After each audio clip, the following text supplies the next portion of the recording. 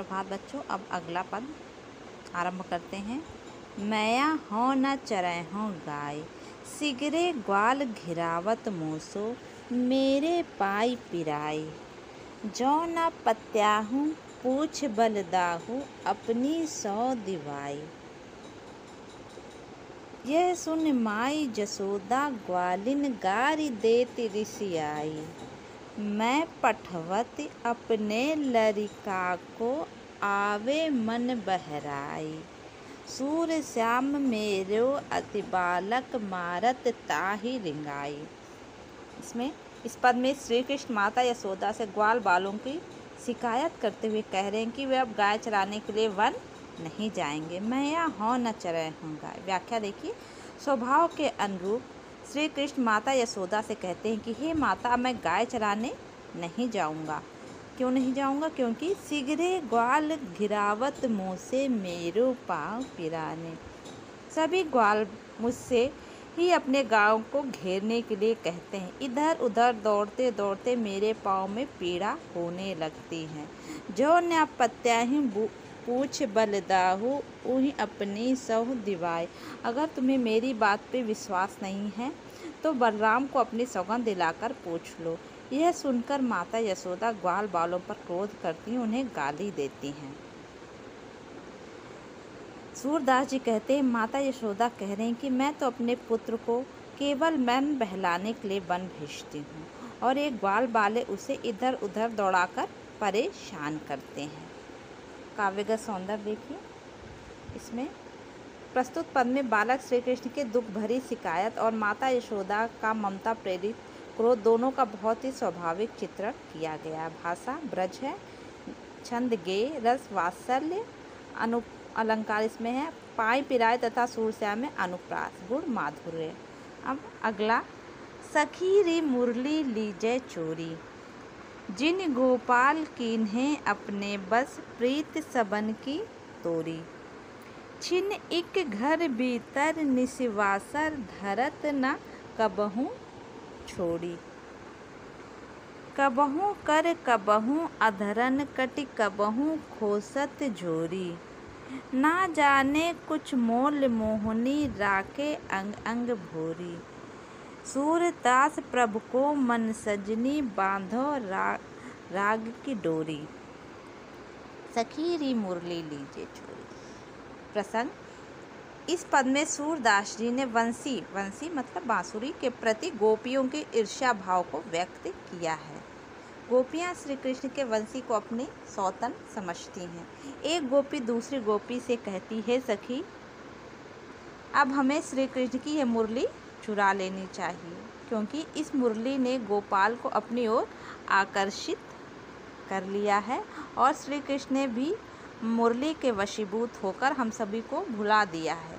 कृष्ण घर के भीतर हो या बाहर, कभी क्षण भर के लिए मुरली को नहीं छोड़ते हैं। छिन एक घर भीतर निसवासर, धरत न कबहू छोड़ी। श्री कृष्ण घर के भीतर हो या बाहर हो, दिन हो रात हो, एक क्षण के लिए भी इस बांसुरी को नहीं छोड़ते हैं।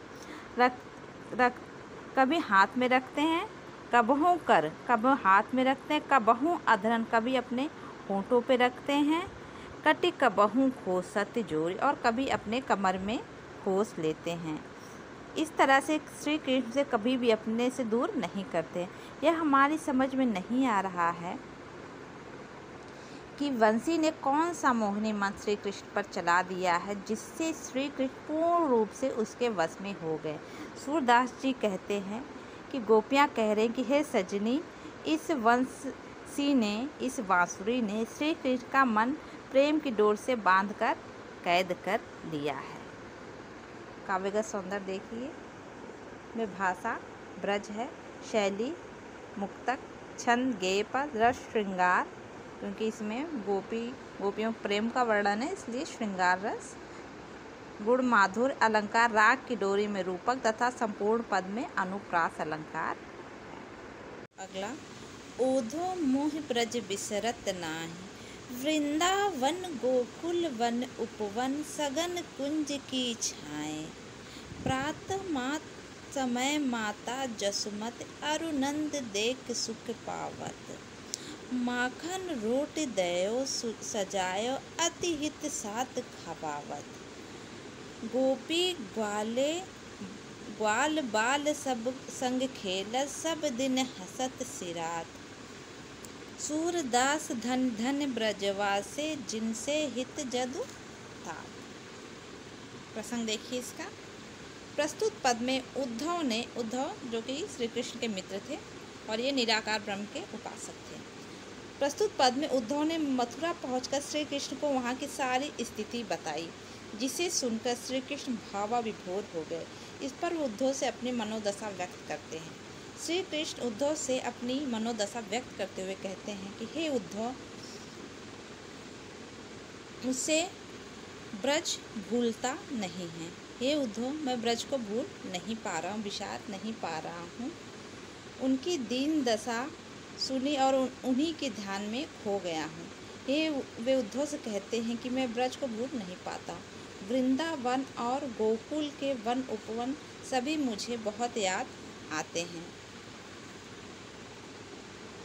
वहाँ के घने कुंजों की छाया को मैं भूल नहीं पाता हूँ। नंद बाबा और यशोदा मैया को देखकर मुझे सुख मिलता था।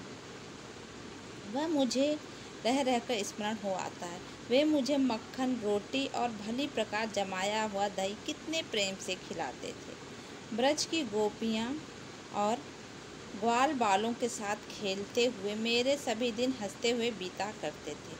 वे सभी मुझे बहुत याद आते हैं। सूरदास जी ब्रजवासियों को धन्य मानते हैं क्योंकि और उनके भाग की सराहना भी करते हैं, क्योंकि श्री कृष्ण को उनके हित की चिंता है और श्री कृष्ण इन ब्रजवासियों को प्रति क्षण ध्यान करते हैं, प्रत्येक क्षण इनको ध्यान में रखते हैं। इसलिए सूरदास ब्रजवासियों की प्रशंसा करते हैं।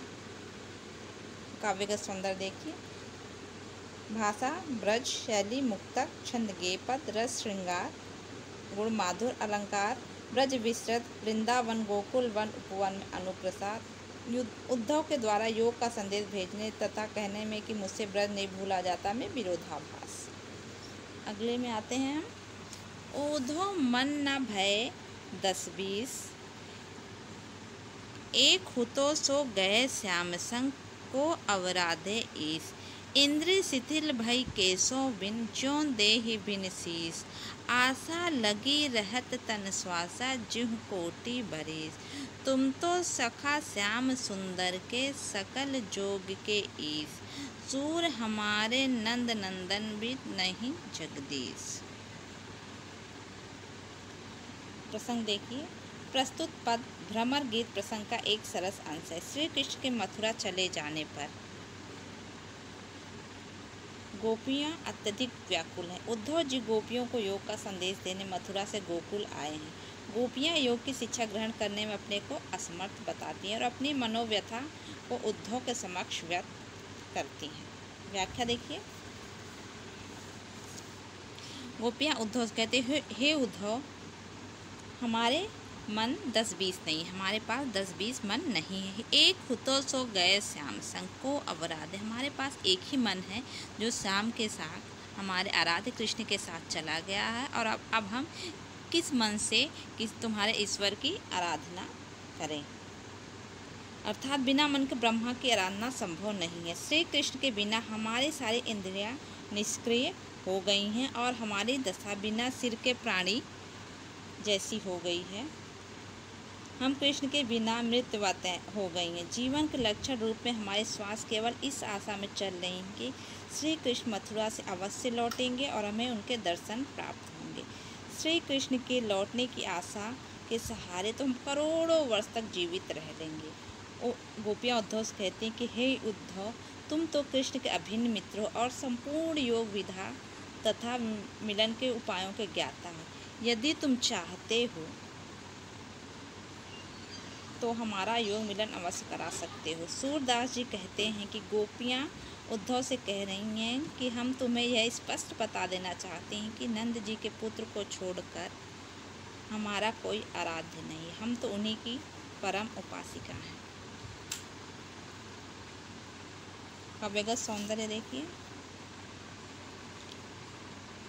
प्रस्तुत पद में गोपियों की विरह दशा और कृष्ण के प्रति उनके एकनिष्ठ प्रेम का मार्मिक वर्णन। भाषा ब्रज, शैली मुक्तक, छंद गेय, श्रृंगार रस श्रृंगार है। अलंकार सका श्याम सुंदर के में अनुप्रास अलंकार।